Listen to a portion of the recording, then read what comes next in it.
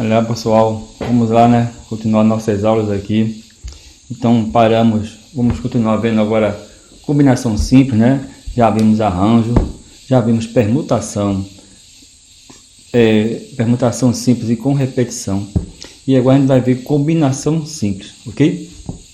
Você tem aí, em um torneio quadrangular de futebol, cada um das equipes participantes A, B, C e D enfrentará uma das outras uma única vez, né? Se quisermos determinar o número de jogos desse torneio, devemos observar que para representar qualquer um deles não consideramos a ordem das equipes.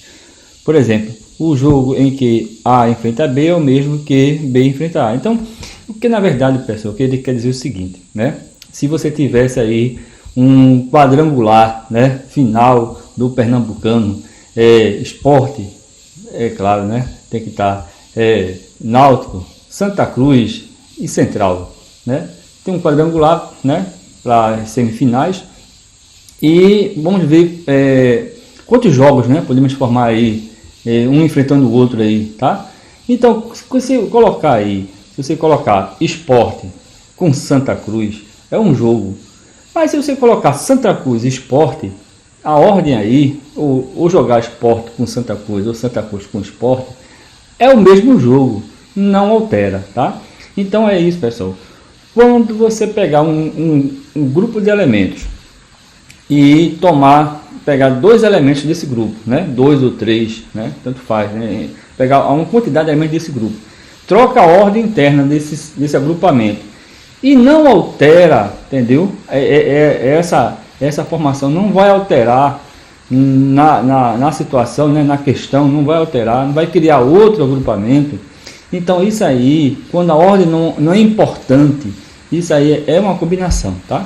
Se a ordem é importante, então é um arranjo, tá? A diferença entre você identificar se é arranjo ou combinação é na ordem interna, quando você pega elementos, né, de um conjunto, e se você pegar esses elementos, troca apenas a ordem e formar um novo grupamento, né, uma nova ideia de grupamento, então isso aí é arranjo, né? Se a ordem for importante, arranjo. Se a ordem não é importante, entendeu? Ela é combinação. Então, nesse caso aí, o que é que vemos aí? Vemos que se jogar o A com B ou B com A, não vai alterar em nada, né, esse jogo. O jogo será o mesmo, tá? Então, isso aí é uma combinação, tá? Então, ele fala aqui das situações aqui de combinação, né? A e B jogando, claro que é diferente com A com C, porque isso é outro time, né?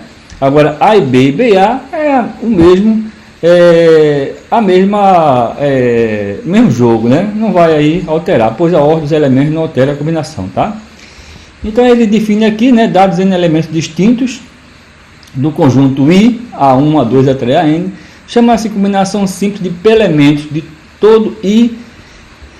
Se eu pegar aqui alguma quantidade de elementos disso aqui, a todo subconjunto de I formado por P elementos NP, né, contidos em naturais, e N menor ou igual a P, tá? Ou seja, claro que a quantidade que você vai tomar dos elementos do conjunto tem que ser menor ou igual, né? Não pode ser maior, né? Se você tiver, um exemplo, 5 elementos, eu quero pegar 3, beleza. Mas se eu tiver 5 elementos, eu quero pegar 6, não pode, né? Não é que você vai pegar 6 de 5. Então, claro, o P, que é a quantidade de elementos do grupo que você vai formar, tem que ser menor que o número de elementos do conjunto, ok? Bom, então aqui ele deu, desculpa aí, a ordem aqui, né? Em relação, se você pegar aqui, ó, entre 4 candidatos A, B e C, D, deve ser escolhido 3 para ocupar 3 vagas distintas: programador, analista e supervisor. Então, você tem 4 pessoas aí, né? 4 candidatos para pegar 3. Mas sendo que quando você pegar 3, cada um vai ocupar um cargo. Então a ordem que você pegar é importante, né? Porque dependendo da ordem que você vai pegar, um pode ser analista, outro pode ser programador, outro pode ser supervisor. Então os mesmos 3 podem mudar de cargo. Então nesse caso, se a ordem é importante, isso aí é um arranjo, tá? Agora, nessa outra situação, entre 4 candidatos A, B, C, D, deve ser escolhido 3 para ocupar 3 vagas de programador.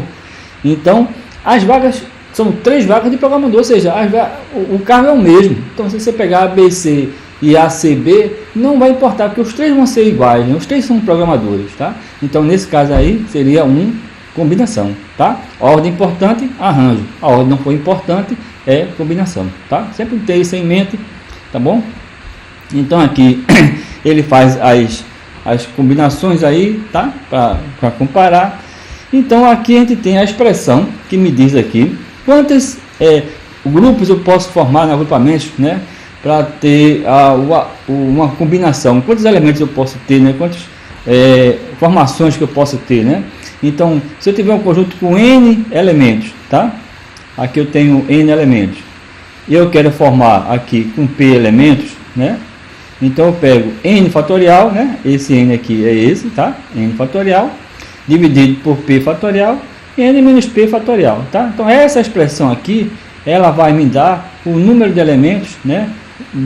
Da minha combinação simples, tá bom? Pessoal, então sempre lembrando, N combinação de N PAP, é isso que a gente vai ler aqui, ó, generalizando o raciocínio dos números naturais, NP com N maior ou igual a P, né? Obtemos a fórmula para o cálculo da combinação de N PAP, a gente chama de N PAP, né? Ou seja, o número de N elementos formados PAP, né? Formados de P e P, é a quantidade de elementos do grupo, tá? Que a gente vai formar no agrupamento, ok? Bom, então vamos botar uma observação aqui, ó, critério diferenciador entre arranjo e combinação, né?